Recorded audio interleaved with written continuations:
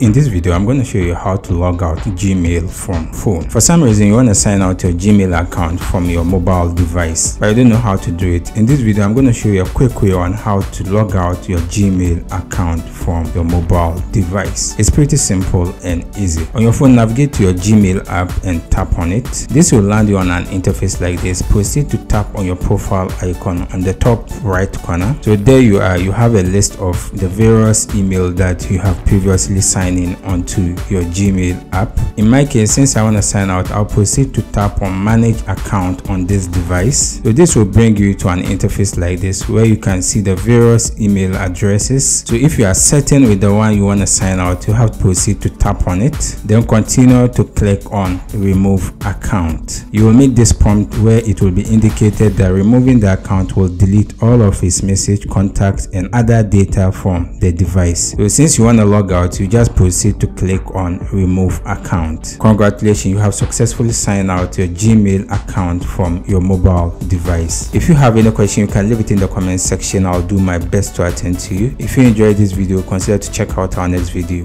See you in the next video.